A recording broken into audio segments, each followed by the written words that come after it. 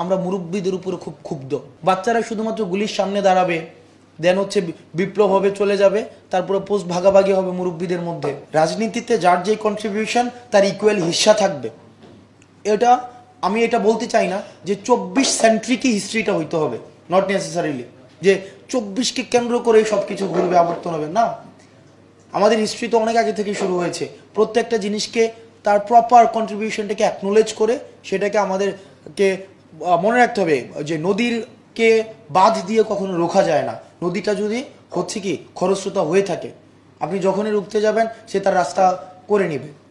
যেমন আওয়ামী লীগের আমরা জনগণ হচ্ছে বিকল্প খুঁজে নিয়েছি। সুতরাং হিস্ট্রি একটা এর নিজের একটা হচ্ছে সক্রিয়তা রয়েছে, সে নিজের রাস্তা খুঁজে নেয়। হিস্ট্রি যখন কোনো ধরনের সে হিরো খুঁজে না পায়, সে নিজে হিরো ক্রিয়েট করে নেয়। তো সেই জায়গা থেকে আমরা যেন একটা সেন্ট্রিস্ট হিস্ট্রির দিকে না যাই, সেখানে আমাদের রাইট উইংয়ের যারা রয়েছে, লেফট উইংয়ের যারা রয়েছে, সেন্ট্রিস্ট যারা রয়েছে, centrist aligning to right, centrist aligning to left, তাদের জন্য ইকুয়াল হচ্ছে কন্ট্রিবিউশন থাকে। আমি বলছি না সবাইকে উইপ আউট করে দিতে হবে।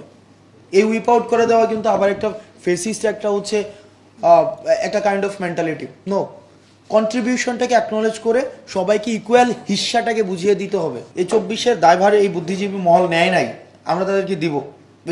এই আজকের এই পর্যায়ে পৌঁছানোর 2000 যেই শহীদ হয়েছে, এই বিষয়টাকে আটকানো যেত যদি পূর্বাঞ্চলের ফ্ল্যাটের লুপ ত্যাগ করা যেত। যদি আমরা দেখতাম বুদ্ধিজীবীরা যখন প্রশ্ন করতেন, প্রত্যেকটা প্রশ্নের একটা বিনিময় মূল্য থাকতো।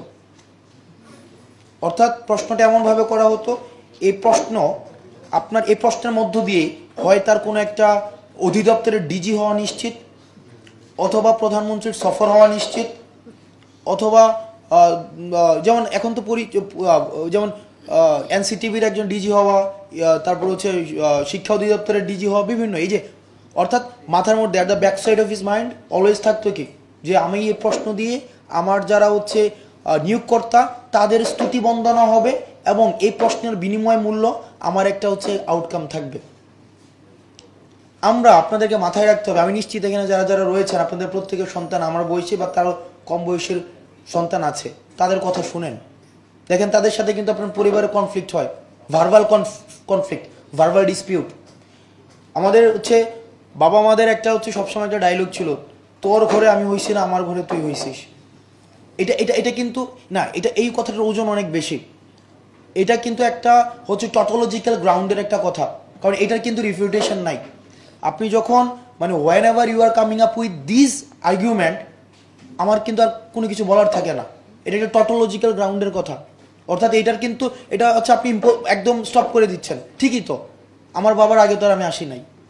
সো এটা হচ্ছে কি মানে historically it is supposed whoever comes first তারাই হচ্ছে সবচেয়ে বেশি জানবে। এই জায়গায় আমরা যারা এই নতুন প্রজন্মের আছি, আমরা কিন্তু এই জায়গায় একটা নুক্তা দিয়ে রাখতে চাই। বিষয়টা এমন না, আমরা একটা জেনারেশন কনফ্লিক্টের মধ্যে আছি। এটা যদি আপনারা বুঝতে না পারেন, আমি মনে করি যে এটা আমাদের জন্য আবার একটা দুর্ভাগ্যের কারণ হতে যাচ্ছে। এটা আমাদের ফিল করা উচিত। আমি যখন এখানে প্রত্যেকটা মানুষকে চেহারা দেখে দেখে মোটামুটি আমি লোকেট করতে পারি যে তারা কোন কোন বুদ্ধিজীবী মহলে বিলং করে। কারণ আমি এখানে অধিকাংশ মানুষকে আমি অনেক বছর ধরে চিনি, তাদের কথা শুনি, তাদের কথা জানি, অধিকাংশ মানুষকে। তো তাদেরকে আমি জানি যে তারা কোন বুদ্ধিজীবী, তার হচ্ছে শিখরটা কোথায়। তো তখন আমি যখন আমার প্রজন্মের মানুষদের সাথে আলোচনা করি, তখন কিন্তু এখন আর ওই যে আমাদের মধ্যে মানে আওয়ামী লীগ, বিএনপি, জামাত, ছাত্রদল, ছাত্রলীগ, শিবির, বাম ডান এগুলো নিয়ে আলোচনা হয় না। আমরা মুরব্বীদের উপরে খুব ক্ষুব্ধ, এটা সত্য। সেই শিবিরের হইতে পারে, ছাত্রদলের হইতে পারে, বৈষম্যবিরোধী ছাত্র আন্দোলন হইতে পারে। আমরা মুরব্বীদের উপরে ক্ষুব্ধ। অর্থাৎ তারা আমাদেরকে ইউটিলাইজ করতে পারছে না। আমি ইউজ বলবো না, ইউজের একটা পেরিকুয়াল একটা কননোটেশন আছে। আমি বলবো যে তারা আমাদেরকে ইউটিলাইজ করতে পারছে না। তারা আমাদেরকে এই যে একটা যে নৌজি একটা মানে ইন্টেনশন, যে ছোট মানুষ কি বুঝবে, বলে দিচ্ছে না কিছুদিন আগে যে সন্তান যদি বাবার আগে যায় দেশ ধ্বংস হয়ে যায়। তো এই আইডিয়া থেকে বের হতে হবে।